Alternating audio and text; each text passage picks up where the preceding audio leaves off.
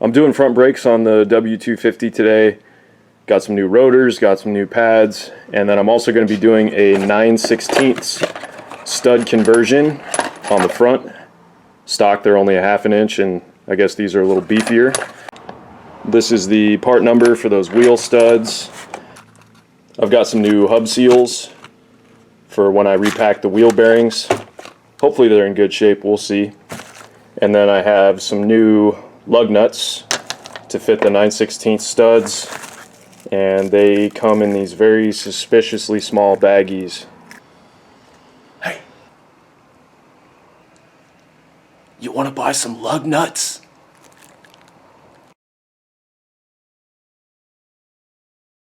Got her blocked up with, now I can go ahead and pull the wheel off.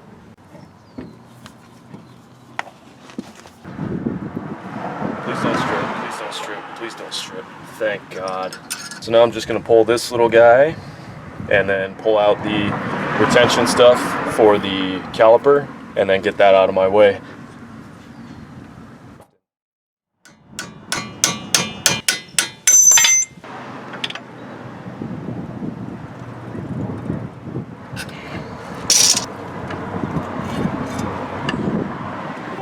Look at that wear pattern.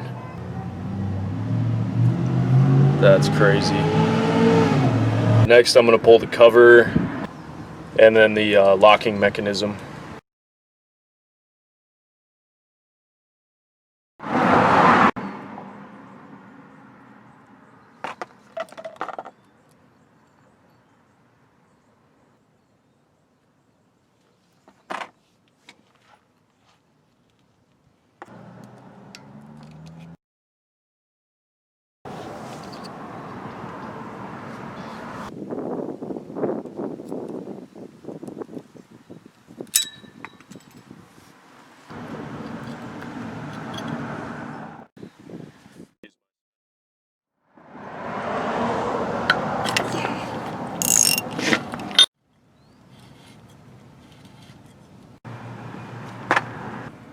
Next is a little lock washer piece that just slides out.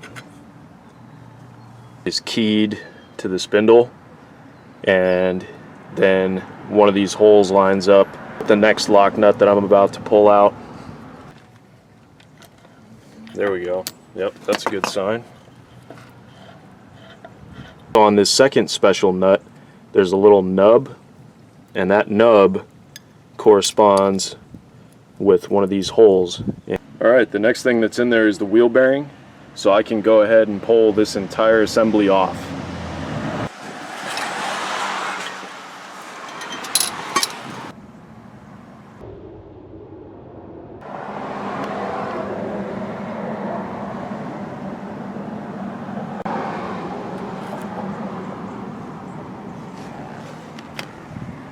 Need to pound out all the studs so that I can separate the hub from the super junk rotor. These ruts are at least 1/4 inch deep. That's nasty, man.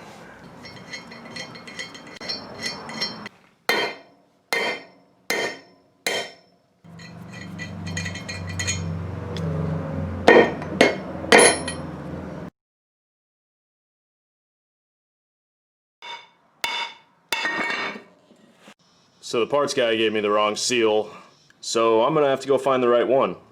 I ran to the store, got the right seals. If anybody's wondering, this is the part number for the Timken, and then this is the Duralast part number for the same thing.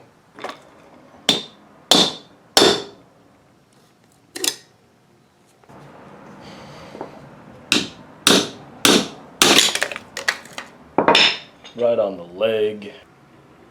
Nice.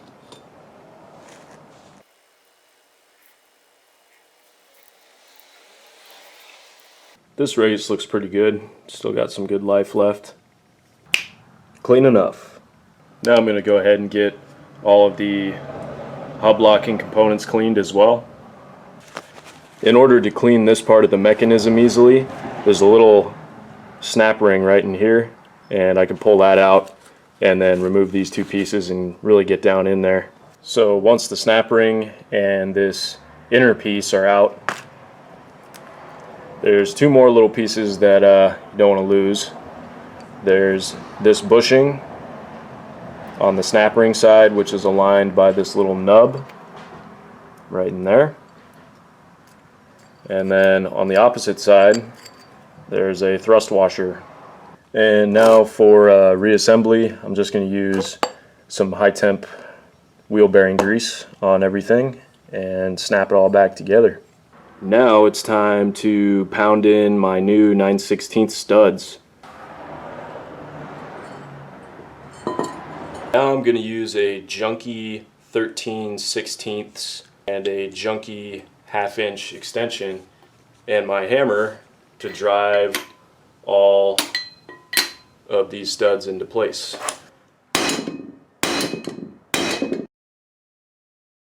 I know that they're all nice and seated because when I go to pick up the disc, there's no play between the disc and the hub. Alright, next I'm going to go ahead and pack the big inboard bearing. And the way that I'm going to do that is I'm just going to take a big glob of wheel bearing grease and then I push it into the bearing like this.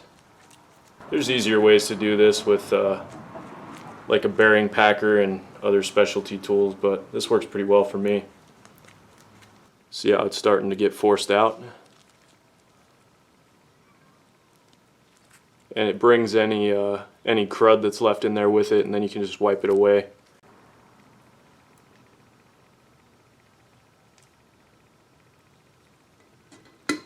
Next I'm going to go ahead and install one of my new wheel seals here, and the side with the little spring inside this channel faces down.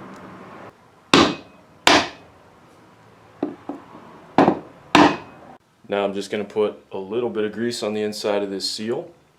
Next I'm going to pack the outboard wheel bearing the exact same way that I packed this one. Now I'm going to coat everything inside this side of the hub with wheel grease.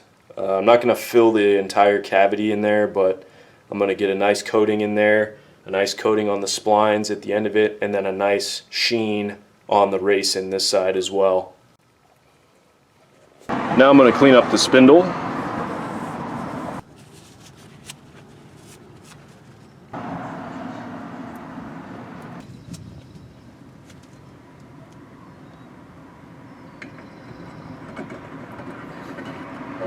The outboard wheel bearing goes in, followed by the first spindle nut with the pin facing outboard. So now I'm going to use my special socket again. So some people set these by hand. I'm just going to follow the factory service manual. So if these were brand new bearings, I'd torque them to 50 foot-pounds, back it off, torque them to 31 to 39 foot-pounds, and then back it off 135 to 150 degrees. But since these are being reused, I'm going to skip the first 50 foot-pound torque. Okay, so there's the torque. Now I'm going to back it off. Now I'm going to align the key on this special washer with the spindle keyway, and then I'm going to get one of these holes on top of that little pin that faces me. And then I'm just going to quickly verify that that little pin is fully seated in its hole, and it is. And then I'm going to double check that I'm happy with the way that this feels. Turns really nicely, and there's no real discernible play in it. Next comes the outer lock nut, which gets torqued to 160 to 205 foot-pounds according to the manual.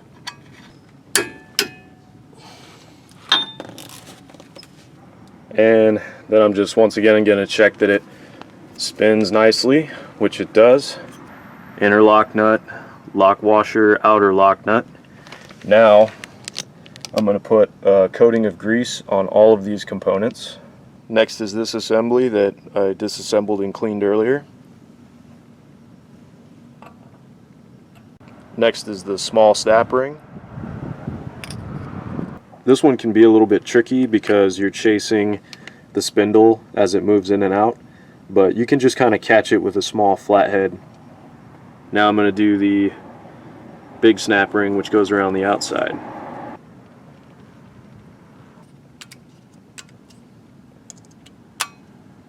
Next comes this spring, followed by this splined cog. And I got my little baby set screw snugged down. And now I'm just going to verify that this springs back and functions as it should. Now I can go ahead and put the cap on. Now these 3 tabs sit inside the corresponding recesses here, just like so. Now we can just go ahead and test it by having it in the free position, and then I'll go ahead and turn the hub. We can see that the shaft is not turning, and now I'll go ahead and switch it to lock, and we'll look again, and look at that, and set it back to free, and the shaft remains stationary. Now I'm going to go ahead and use this C-clamp to collapse the caliper. You may have to siphon some brake fluid out of the master cylinder to collapse yours, depending on what the level's at and how worn out your pads and gouged your rotor is. The piston is collapsed all the way down. Now I should have plenty of room for my new rotor and my new pads. So now that I'm done with the greasy part of this job and I'm not going to touch the rotor anymore, I'm going to take this opportunity to clean it until the rotor is spotless.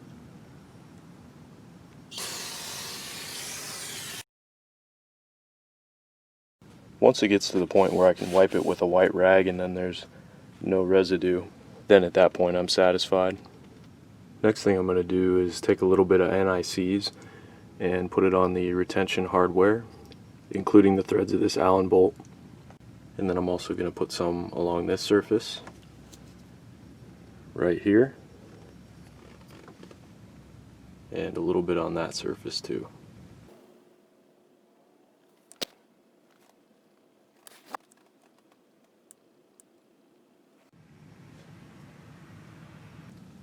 Now I can go ahead and lift the caliper into place with the pads. Now I'm going to go ahead and install the retention hardware, which will slide in the same way that I knocked it out.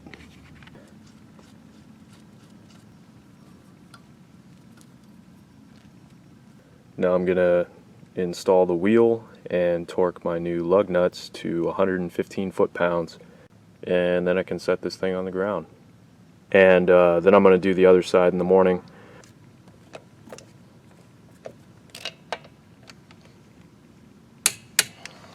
Honestly, since these are 9/16 instead of half, you could probably torque these even higher, but I think 115 is sufficient. And I'll double check them again after like 50 miles or so. Real quick before I end the video, I'm just going to show a couple of the kind of unusual tools that I needed to have on hand to complete this job. So in addition to all the normal stuff, wrenches, sockets, torque wrenches, hammers, this is some of the stuff that helped me out completing this job. The C-clamp to collapse the caliper pistons, that was pretty handy. This one's a 3-inch.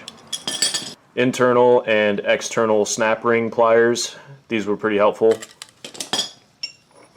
This is just a drift that I used to knock out the caliper retaining hardware, and really any old drift or punch will do. This cold chisel came in handy, removing the old wheel seals. I'd use this pretty carefully so as not to damage the inner wheel bearing, but it worked well for me. And then I needed this 9/64 Allen key to take off the locking hub. I also needed this 1/4-inch Allen key for the set screw for the caliper hardware. And this special socket is a necessity. There's another variety that doesn't have the reinforced lip here. It just has the 4 exposed prongs. And I don't think I would trust that one to get torqued as high as these need to be. Here's the part number for this one. Here we are the next morning. I cannot believe how bad these rotors were. I didn't even notice. And check this one out. I have no idea what happened there. There's like a whole piece of it that got ground off. Anyways, thanks for watching.